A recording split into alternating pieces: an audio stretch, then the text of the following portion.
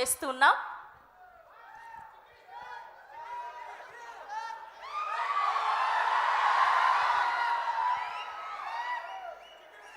నాకు మాట్లాడడం ఎంత కష్టం అని చెప్పినా స్వామినాయుడు గారు పుష్ చేశారు. ఇక్కడికి విచ్చేసిన మెగాస్టార్ అభిమానులకి, అలాగే పవర్ స్టార్ అభిమానులకి, అలాగే mega power star Ram Charan అభిమానులకి నేను నా హృదయపూర్వక నమస్కారాలు. కొంచెం సేపు బ్లడ్ సెంటర్ గురించి మాట్లాడవచ్చు, 2 minutes. అన్నయ్య గారు బ్లడ్ సెంటర్కి పిలిచి నన్ను అక్కడ పనిచేయమని చెప్పడం నా అదృష్టంగా భావిస్తున్నాను. ఎందుకంటే కేవలం సినిమాలు చూసి వాళ్ళు సినిమాలు చూసి అభిమానులుగా మారడం, అంతేకాక అన్నయ్య చెప్పిన ఒక మాట, రక్తదానం చేయండి,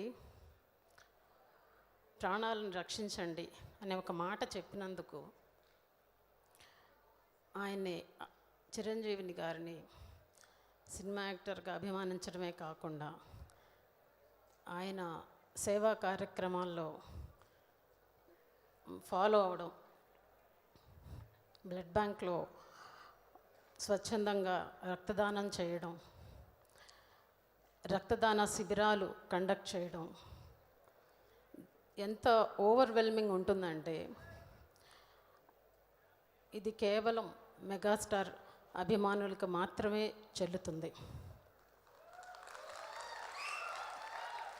చిన్నప్పుడు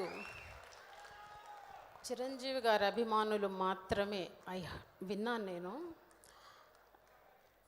వాళ్ళు స్వచ్ఛందంగా సేవా కార్యక్రమాలు, అన్నదానాలు చేయడం, పెళ్ళిళ్ళు చేయడం, ఇలాంటివన్నీ ఎక్కువగా చిరంజీవి గారి అభిమానులు మాత్రమే చేసేవాళ్ళు. అవి వింటూ పెరిగాను. ఈ రోజున నేను బ్లడ్ సెంటర్లో పనిచేయడం నిజంగా నా అదృష్టం. కేవలం హైదరాబాదే కాదు, మన తెలుగు వాళ్ళు వరల్డ్ వైడ్గా ఎక్కడున్నా రక్తం అవసరం అనుకున్నప్పుడు డెఫినెట్గా చిరంజీవి గారి అభిమాని అక్కడ ఉంటే చాలు, వాళ్ళు తప్పనిసరిగా ప్రాణాన్ని రక్షిస్తారు రక్తదానం చేసి అనేది మీరు బాగా మాకు తెలియజేశారు. Thank you so much for that. అలాగే మన రామ్ చరణ్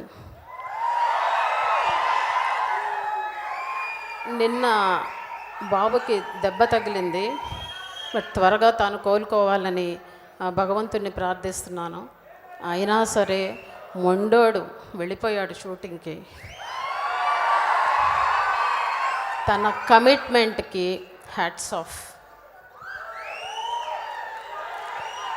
అలాగే Charan, many many happy returns of the day నానా. ఈ సంవత్సరం